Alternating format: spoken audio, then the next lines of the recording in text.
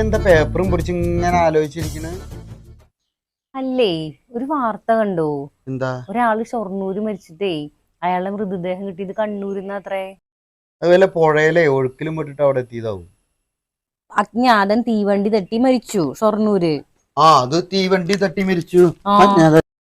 അജ്ഞാതന്റെ മൃതദേഹം കണ്ടെത്തിയ ആ വാർത്ത കണ്ണൂരത്തെ കണ്ടോ? രണ്ട് വാർത്തയല്ലേ? പക്ഷെ അജ്ഞാതനെ കുറിച്ചുള്ള വാർത്തയല്ലേ? അജ്ഞാതൻ പറഞ്ഞ ആള് മരിച്ച വാർത്തയാണ് ഇപ്പൊ. എനിക്ക് തോന്നുന്നു പേപ്പറുകാർക്ക് എന്തോ പ്രശ്നം പറ്റിയതാണ് ഈ അജ്ഞാതന്റെ വാർത്ത. അവർക്കത് ആള് സെയിം ആണെന്ന് അറിയില്ല തോന്നുന്നു. അതുകൊണ്ടാ തോന്നുന്നു രണ്ട് വാർത്ത രണ്ട് സ്ഥലത്ത്. അല്ലെങ്കിൽ ഇവിടെ മരിച്ച ആളുടെ മൃതദേഹം ഇപ്പൊ അവിടെ കിട്ടുവോ? ആലോചിച്ചത് മനസ്സിലായില്ല. അജ്ഞാതനെ ഞാന് കണ്ടിട്ടോ? നോക്കി നോക്ക്, ഷൊർണൂരുള്ള ആളല്ലേ, കണ്ടിട്ടുണ്ടാവും.